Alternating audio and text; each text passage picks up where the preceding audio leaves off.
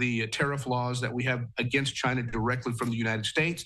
And that stuff, we know about it. We know what's happening. And we're telling Mexico, look, this has to be put a stop to this. And they're doing it. They just recently announced some tariffs on quote unquote textiles, not mentioning China or U.S., but it's really China, because there's a lot of textiles that come in from China into Mexico that really fuels that. But you got to remember the precursors. So what does China want to do? China wants to disrupt the United States any which way they can by killing our youths, and that's what they've been doing over the last 4, 5, 6 years.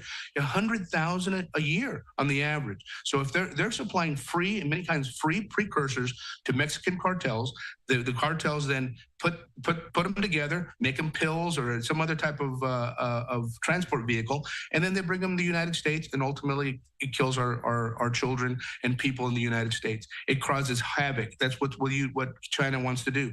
That's part of how they're doing and how they're infiltrating in Mexico and unfortunately disrupting the United States. That needs to stop. We know that's happening.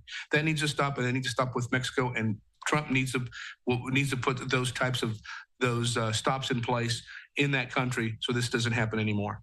And you were mentioning, President-elect Trump has mentioned on day one that the deportations will start, and also working to address the illegal drug and the fentanyl crisis.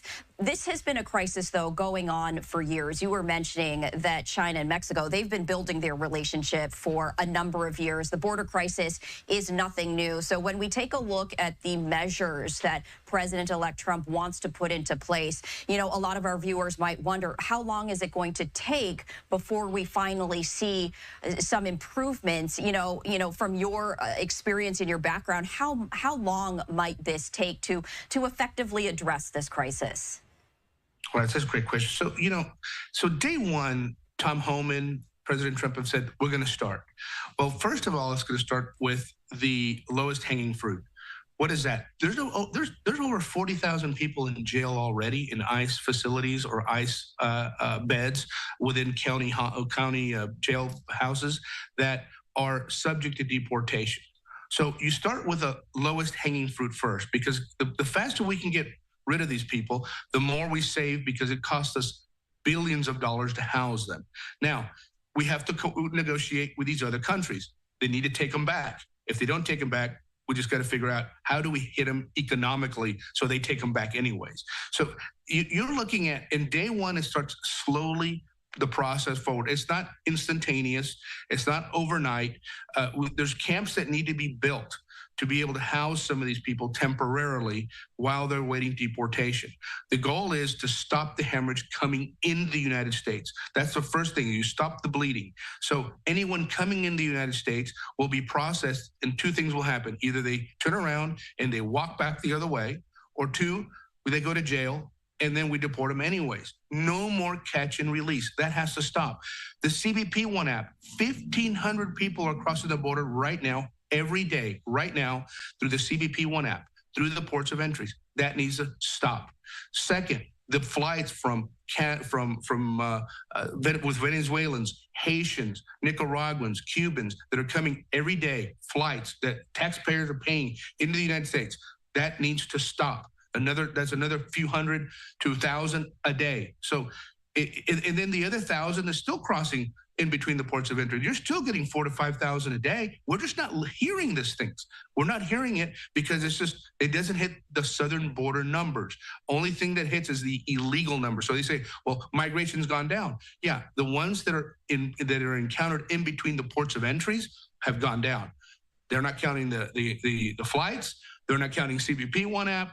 These are things that are still happening. These are things that need to stop. You stop that first, then you take care of the people here. And what's happening? You got to remember, we let these people in. The bar is so low for asylum, so low. People who come to the country say, I seek asylum, I have credible fear. We give them asylum. You got to remember, some of these people don't see a court judge for 3, 4, 5, up to 7 years. We give them temporary visas. We give them a telephone. We give them a stipend. We give them all kinds of help while they're here because the United States, believe that they really have credible fear. Well, 89% of them never show up in court. So what happens? That tells us simply that 89% of the people lied to get into the United States. They don't have credible fear. They don't show up in court because they can't prove that the credible fear. they said they had. So why show up? Because if I show up, they're going to arrest me right there and deport me. So they get lost in America. At that point, they lose their visa, they lose all their privileges, any privileges they may have, anything like that. Now they are illegal in the United States and subject for deportation.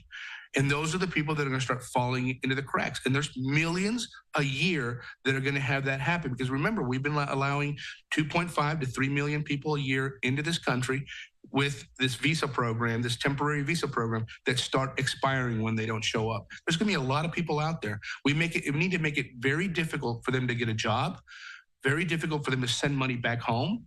And we need to make it difficult for them to basically obtain any type of living or otherwise location, because the idea is if we make it difficult, they will self-deport. So I think a lot of this deportation that Trump's thinking about is not just the roundups. It's not just the people getting put in these camps. A lot of these folks were hoping that, will say, look, wasn't a good idea like we thought it was. We're going to go back home and we're going to be productive citizens back in our country of origin. It is